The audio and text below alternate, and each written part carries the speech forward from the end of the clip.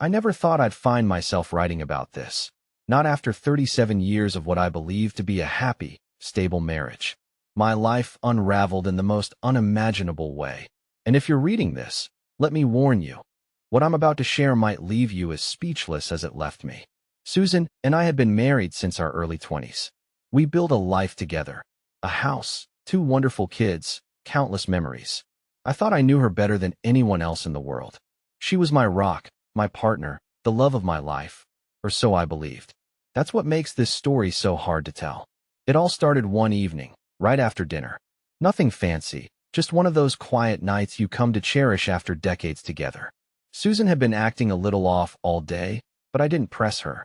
I figured she was tired, or maybe upset about something trivial. After dinner, she insisted we sit down in the living room, which was unusual for her. Normally, she'd be cleaning up the dishes while chatting about her day or reminding me about something we needed to do over the weekend. But this time, she sat across from me, wringing her hands. "Michael," she started, her voice soft but strained. "I need to talk to you." My stomach nodded. Her tone wasn't casual. It was serious, almost ominous. I tried to stay calm, brushing off the growing sense of dread creeping up my spine. "What is it?" I asked, leaning forward. She hesitated, looking down at her lap before finally meeting my eyes. "There's something I need to tell you. Something I've kept from you for a long time." That caught me off guard. Susan wasn't the type to keep secrets, or so I thought. We'd always prided ourselves on honesty. What could she possibly be hiding after all these years? "You're scaring me, Susan," I said, trying to inject some levity into the moment, though my heart was already racing. "What's going on?" She took a deep breath and looked away, as if she couldn't face me while saying what came next. "Do you remember our old neighbor, James?" I blinked, caught off guard by the sudden mention of someone from our distant past. James had been our next-door neighbor decades ago, when we'd first moved into our house. He was a friendly enough guy, always polite, always smiling, but I hadn't thought about him in years. "Yeah, I remember him," I said slowly. "What about him?" Susan's hands trembled as she clasped them together tightly. Her voice wavered. "Well, there's something I never told you about him." A pit formed in my stomach. The room seemed to grow quieter, as if the air itself was holding its breath. I couldn't bring myself to speak. I just stared at her, waiting for her to continue. And then she said it. "Back then, when you were working those long hours, James and we had an affair." The words hung in the air like a thunderclap, echoing in my ears. At first, I thought I must have misheard her. I shook my head slightly, as if trying to clear the fog that suddenly clouded my thoughts. "What?" I finally managed to say, my voice barely above a whisper. Susan's eyes filled with tears, but she didn't look away this time. "I'm so sorry, Michael. It happened so long ago, and I've regretted it every day since, but I can't keep it from you any longer." I sat there, frozen. My mind was racing, but I couldn't seem to form a coherent thought. An affair with James? All those years ago? How could she have kept this from me for so long? And why tell me now? I wanted to yell, to demand answers, but all I could do was sit there in stunned silence. My world, the life I'd built with her, felt like it was crumbling around me. And that was only the beginning. I sat there, completely stunned, as Susan's words echoed in my mind. We had an affair. I couldn't believe it. After 37 years of marriage, this was the moment she chose to confess? Decades of trust, loyalty, and love shattered in an instant. My body felt numb, but my mind was racing with questions I couldn't yet form into words. Finally, I managed to break the silence. My voice was cold, unfamiliar even to me. "Why now, Susan? Why are you telling me this after all these years? What made you think I needed to know this tonight?" She wiped at her eyes, her hands trembling. I couldn't keep it in anymore, Michael. It's been eating me alive. You deserve to know the truth, and I couldn't live with the guilt any longer." Guilt. That's what this was about. Her guilt. I felt a surge of anger building in my chest. She wasn't confessing out of love or respect for me. This was about her trying to free herself from the burden she'd been carrying all these years. And what about me? What about the burden she just dropped on me like a bomb? I stood up, unable to sit still, pacing the room. I clenched and unclenched my fists, trying to keep my emotions in check. My thoughts were all over the place. Why had she done it? How long had it lasted? Did anyone else know? But one question kept pushing its way to the front of my mind. Did you love him? I asked, my voice barely more than a whisper. Susan flinched, as if the question had physically struck her. She shook her head quickly. No, Michael, I didn't. It was a mistake.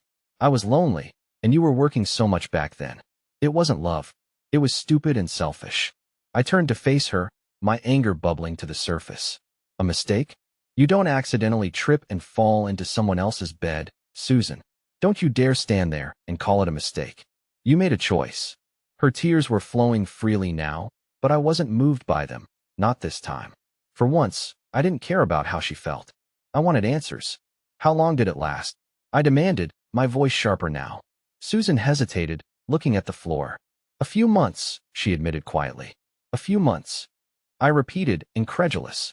And all that time, you came home to me, looked me in the eye, and pretended like nothing was wrong, like everything was fine? She nodded, her sobs choking her words. I hated myself for it, Michael, I really did. And after it ended, I swore I'd never hurt you like that again. I've been faithful ever since, I promise. Her promises meant nothing to me in that moment. How could I believe anything she said after this? The trust we'd built over nearly 4 decades was gone, replaced by a gaping hole I didn't know how to fill. I needed to get out of there, to clear my head. The walls of the living room felt like they were closing in on me. Grabbing my coat, I headed for the door. Where are you going? Susan asked, panic in her voice. I don't know, I said flatly. But I can't be here right now. I didn't have a destination in mind as I walked out into the cold night air, my feet moving on autopilot, leading me through the quiet streets of our neighborhood. Memories of our life together flooded my mind, unbidden and relentless. I thought about the day we bought our house. It was small and needed work, but Susan had fallen in love with it instantly. We spent years turning it into a home, painting walls, planting a garden, and filling it with laughter. I remembered the nights we stayed up late, talking about our dreams for the future. I remembered the way she looked at me on our wedding day, like I was the only man in the world. And now, all of that felt like a lie. My aimless walk eventually brought me to the park where Susan and I used to bring the kids when they were little. The swings creaked in the breeze, and the empty benches looked lonely under the dim glow of the streetlights. I sat down, burying my face in my hands. What was I supposed to do now? How do you even begin to process something like this? My phone buzzed in my pocket, breaking the silence. I pulled it out and saw Susan's name on the screen. I ignored the call, but it buzzed again a few seconds later. This time, I answered, unable to keep the bitterness out of my voice. What do you want, Susan? Her voice was shaky, barely audible.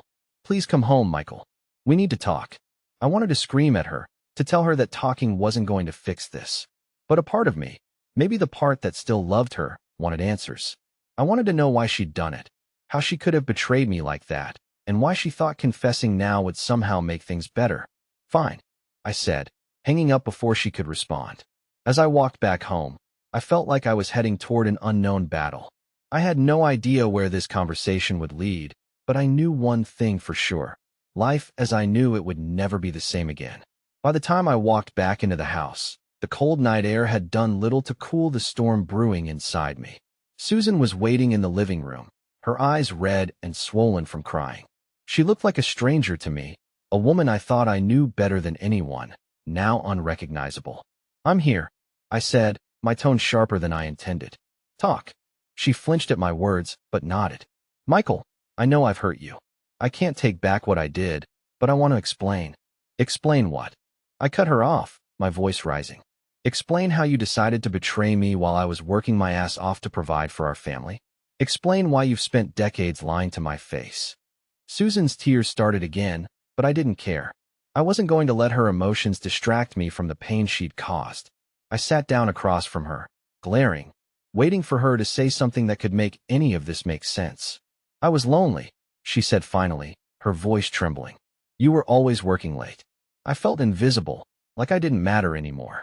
And James, he was there. He noticed me. I shook my head, disgusted. So what? You weren't getting enough attention, and you decided that jumping into bed with the neighbor was the solution? It wasn't like that, she protested. It wasn't planned. It just happened. It just happened. I repeated mockingly. You keep calling it a mistake, Susan, but mistakes don't last for months. That was a choice, a series of choices.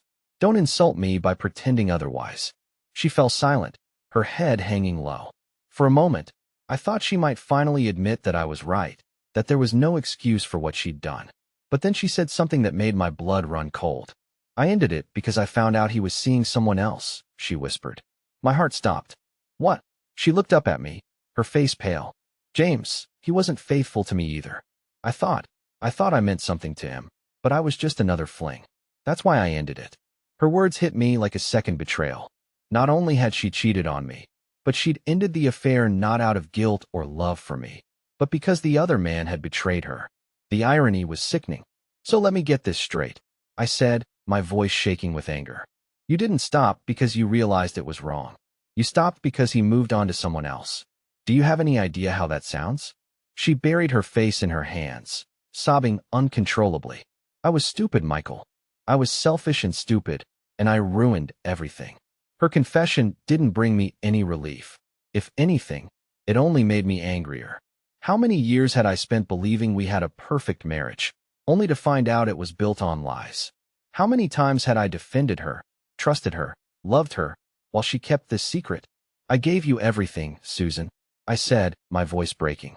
I gave you my loyalty, my love, my whole life. And this is how you repay me. I'm so sorry, she whispered. I'll do anything to make this right. But how could she make this right? There was no going back, no undoing the damage she'd done. The trust we built over 37 years was gone, replaced by a hollow emptiness I didn't know how to fill. I don't even know who you are anymore, I said, standing up. And honestly, I don't think I want to. Please, Michael, she begged, reaching out for me. Don't walk away. We can fix this. We can go to counseling. Counseling? I laughed bitterly. You think sitting in a room with a stranger is going to erase what you did? This isn't some rough patch, Susan. This is a betrayal of everything we built together. I turned away, heading for the stairs. I couldn't look at her anymore. Every second in her presence felt like a knife twisting deeper into my chest. Where are you going? She asked, her voice trembling. To bed, I said flatly. And tomorrow, I'm going to figure out what the hell I'm supposed to do next. As I climbed the stairs, her sobs echoed behind me, but I didn't look back. For the first time in my life, I didn't care about her tears. The next morning, I woke up to an eerie silence. Susan wasn't in the bedroom, and for a brief, blissful moment, I forgot everything that had happened the night before. But reality came crashing back the second I walked downstairs and saw her sitting at the kitchen table, her eyes puffy and red. Morning, she said softly, her voice hoarse. I didn't respond. Instead, I poured myself a cup of coffee and sat down at the far end of the table, as far away from her as possible. Michael, please, we need to talk. I sighed, taking a sip of coffee before setting the mug down. Fine. Talk. She took a deep breath, as if trying to summon the courage to continue. I know I can't undo what I did, but I want to try to make things right. I'll do whatever it takes. I love you, Michael. Her words felt hollow, empty. Love? How could she claim to love me after what she'd done? Love wasn't supposed to hurt like this. You don't get to throw that word around, Susan, I said coldly. Not after what you've done. She flinched, but didn't argue. Instead, she reached into her pocket and pulled out a piece of paper, sliding it across the table toward me. I hesitated before picking it up. It was a letter, handwritten, from James. I looked up at her, confused. What is this? It's a letter he sent me right before he moved away, she explained. I never told you about it, but maybe it'll help you understand. I stared at the letter, debating whether I even wanted to read it. Did I really want to know more about her betrayal? But curiosity, and maybe a desire for closure, got the better of me. I unfolded the paper and began to read. The letter was short, too short for something that had played such a devastating role in my life. I scanned the neat handwriting, each word pulling me deeper into a storm of emotions. Dear Susan, I wanted to thank you for the time we shared. I know what we had wasn't right, and I know we both carry the guilt of what we did. You're a wonderful woman, but I can't stay here any longer. I've met someone, and I need to move on with my life. I hope you can too. Take care of yourself, James. I stared at the letter for what felt like an eternity, my hands trembling as I folded it back up. My emotions were a tangled mess of anger, betrayal, and something I couldn't quite place, maybe sadness for the person I thought Susan was. That's it, I asked, my voice flat. That's the man you threw away our marriage for? Someone who couldn't even bother to apologize properly. Susan looked down at her hands, unable to meet my eyes. I wasn't thinking straight, Michael. I was stupid and vulnerable, and I let myself believe he cared about me. You believed he cared about you? I repeated, my voice rising. What about me, Susan? Did you even think about me while this was happening, or was I just an afterthought? She looked up then, tears streaming down her face. I thought about you every day. That's why I ended it, Michael. I realized what I had done, and I couldn't stand the thought of losing you. You ended it because he left you. I shot back. Don't try to rewrite history now. The only reason you stopped was because he moved on. Let's not pretend it was about saving our marriage. Her face crumpled, and she buried her head in her hands, sobbing. But her tears didn't move me, not anymore. I sat at the lake for what felt like an eternity, staring out at the still water as the sun climbed higher into the sky. The serenity of the scene felt like a cruel contrast to the storm raging inside me. Every memory I'd built with Susan over the last 37 years replayed in my mind, but now they were tainted, painted in shades of doubt and betrayal. How many other secrets had she kept from me? Was James the only one? Could there have been others? The thought made my stomach churn. The worst part of it all was the timeline. 37 years of marriage, and for most of those years, I had no idea this betrayal existed. How do you process something like that? How do you reconcile the person you thought you knew with the stranger they've suddenly become? I thought back to the early days of our marriage. We were so young then, so full of hope. I remembered the way Susan looked on our wedding day, her smile, the way her eyes sparkled. I'd been so sure she was my soulmate, the one person in the world who would never hurt me. And now, all these years later, she had become the source of my deepest pain. As I sat there, I began to question everything. Had she truly been happy with me? Or had she stayed out of obligation, out of guilt, out of fear of being alone? And what about me? Could I even forgive her? Did I want to? Forgiveness. The word felt heavy, almost impossible. Forgiving her would mean letting go of my anger, my pain, my sense of betrayal. But wasn't forgiveness also supposed to be for me? To free me from the burden of carrying this hurt? It sounded good in theory, but in practice, it felt like a betrayal of myself. A sudden memory hit me like a punch to the gut. It was from years ago, during the time she must have been involved with James. I remembered coming home late one night after a long shift at work. Susan had been unusually cheerful, greeting me with a warm meal and an even warmer smile. At the time, I thought it was just her being her kind, loving, devoted self. But now, I couldn't help but wonder, had she been overcompensating? Was she trying to hide her guilt? The questions were endless, and the answers felt unreachable. I was trapped in a loop, reliving every moment of our marriage through this new, painful lens. Eventually, I stood up and made my way back to the car. I didn't feel any better. I wasn't even sure I felt anything at all, but I knew I couldn't sit there forever. I had to face her again, had to figure out what came next. The drive home was quiet, the hum of the engine the only sound breaking the silence. My mind was still racing, but I forced myself to focus on the road. I needed to get through this one step at a time, even if I didn't know what the next step would be. When I walked back into the house, the atmosphere was heavy, almost suffocating. Susan was still in the living room, sitting on the couch with her knees drawn up to her chest. She looked up as I entered, her eyes filled with a mix of hope and fear. "Michael," she started, her voice barely above a whisper. "I'm glad you're back. I was so scared you wouldn't come home." I didn't respond right away. Instead, I took off my coat and sat down in the armchair across from her, keeping deliberate distance between us. "I came back," I said finally, "but I don't know if I'm staying." Her face crumpled at my words, and fresh tears streamed down her cheeks. "Please, Michael, don't say that. I know I've hurt you, but I'm begging you to give me a chance to make things right." I let out a bitter laugh. "Make things right? How exactly do you plan to do that, Susan? Can you undo the affair? Can you erase the years of lies and deceit? Because unless you've figured out how to turn back time, I don't see how you can make things right." She flinched at my words, but I didn't regret saying them. She needed to understand the depth of the damage she'd done. "I don't expect you to forgive me overnight," she said, her voice trembling. I just want a chance to prove to you that I still love you, that I've always loved you, always loved me." I repeated, shaking my head. "Do you even hear yourself, Susan? You're trying to tell me you loved me while you were sneaking around with another man. How does that work? She didn't have an answer, of course. She just sat there, sobbing quietly, while I stared at her, my heart heavy with anger and grief. For a moment, I almost felt sorry for her. But then I remembered the letter, the cold, impersonal letter James had written her, and any sympathy I might have felt disappeared. I need time, I said finally, breaking the silence. I don't know what I'm going to do, but I know I can't make any decisions right now. I need to think. Take all the time you need, she said quickly, her voice desperate. I'll do whatever it takes, Michael. Just please don't leave me. I didn't respond. Instead, I stood up and walked out of the room, leaving her alone with her guilt. Upstairs, I sat on the edge of the bed we'd shared for so many years and stared at the floor. I had no idea what the future held, but one thing was clear: our marriage would never be the same. That night, I couldn't sleep. I lay in bed, staring at the ceiling, replaying the events of the day in my mind.